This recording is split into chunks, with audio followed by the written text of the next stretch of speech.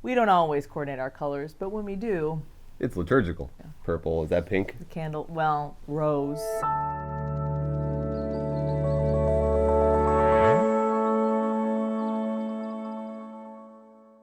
Hey everybody, welcome to Ascension Presents. My name is Jackie Angel. This is my lovely husband, Bobby Angel. Hi. We're talking about Advent, and especially if you have kids, how to keep your kids focused on the waiting of Advent and not just rushing to Christmas and the gifts. And we all know that kids excel at waiting Right. and being patient. So Advent always has lessons for us to relearn or learn for the first time. And especially, when they're playing Christmas music by Halloween, it's The day after Halloween. It's easy to burn out. And I think Ooh. Advent can really help us as parents help our kids to learn about the waiting. And there's a couple different tips we want to give you guys today. The point of Advent, and I want to say this too, is not to stress you out as your mom or dad, because I know people who do a whole lot for Advent. Here, these are just some ideas. If any of them stick out to you, because I cannot do all of the things for Advent, or else I will be too stressed. And that's not the point. Yeah. The point is really, it's like the waiting.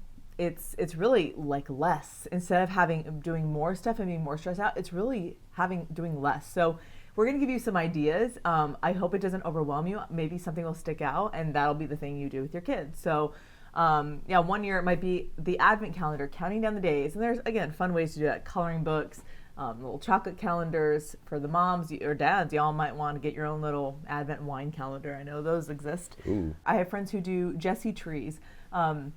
And you can do some of my friends they either do it like a felt Jesse tree on the wall, and it's basically the salvation history leading up to Jesus. And they do little felt ornaments. I have friends who buy ornaments for their tree, but you're going through the story of salvation. Another thing that actually we have is we got a little, instead of elf on the shelf, it's like is it donkey on the shelf? That thing's creepy, by the way. Side note, I've always been creeped out by the elf on the shelf. Anyway. Someone gave us donkey, I think it's donkey on the shelf. And what it is, the 9 days leading up to Christmas, there's a little character, and it gives you a book and these little characters with little manger, and every day you're adding a character to the nativity scene, and you read the story. So actually that's something if I had to choose one, that's one I really like doing, the 9 days leading up to Christmas, reading a little story about each of the characters leading up to the nativity. So that's really fun. Donkey. Another thing that I loved as a kid was participating in the Advent wreath lighting, and maybe it's just a boy getting to play with fire, but I like fire too, though. we had a little prayer book that my elementary Catholic school did, where it was for week 1, the youngest kid would do a prayer. For the second week of Advent, the second oldest, and onward. And it was just kind of a cool, and then when we learned to read, we could actually read the prayer, and then you do it. And so just helping your kids take ownership of the season, participating in the Advent wreath lighting, if you do that every night, or if you do that only on the Sundays. Another cool thing is to involve your kids in how should we serve other people, or what gifts do you want to give away? Because again, God is self-gift. God is self-donation. In the season especially, we remember his incarnation, the Word becoming flesh, God pouring himself out. And we really help our kids get in that spirit when we ask them, how do you want to give to others? However, what toy do you want to give away to someone in need? Our one daughter got really excited knowing it's a friend's birthday. She's like, what cookies can we make for her? Yeah. I think she just wants cookies herself. But there is a sense of this day is a big deal for her.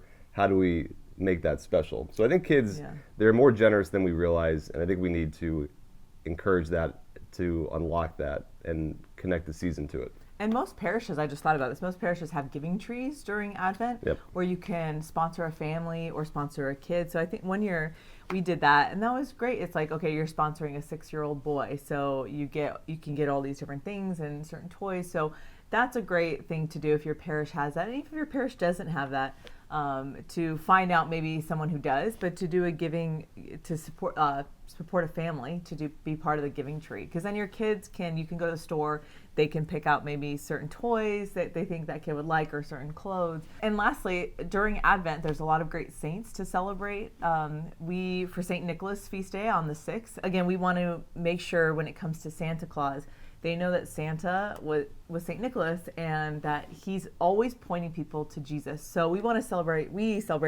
St. Nicholas Day. We have them set out their shoes the night before, And then the tradition is either to leave little gold coins, and gold coins, filled with chocolate, or little oranges, and we do other little fun stuff, little toys. And they wake up and they're like, yeah, we're celebrating the Feast of St. Nicholas. St. Lucy is another beautiful feast day on the 13th.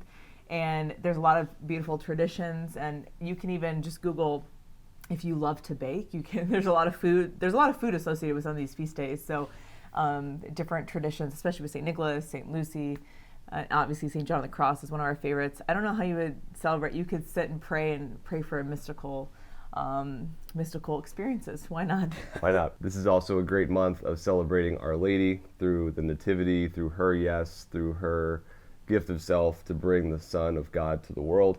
Also, it's the Immaculate Conception on December 8th, which is Our Lady's her conception without sin, to be that worthy vehicle. And then on the 12th, Our Lady of Guadalupe, who's the patron of North America. An important saint. Diocese, it's Mary still, but an important apparition period, and I think needed more than ever. So there's lots of ways to celebrate Our Lady of Guadalupe, whether that's through cuisine or I love me some tamales. Very early masses, tamales. Or just remembering Our Lady, doing a rosary with your kids.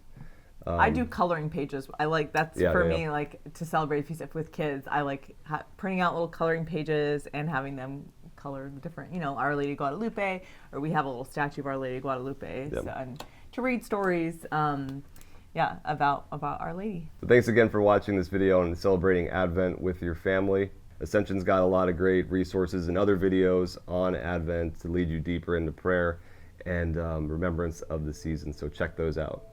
And as often as you can, wear your pink and purple while you can. While you can. From all of us at Ascension Presents, God bless.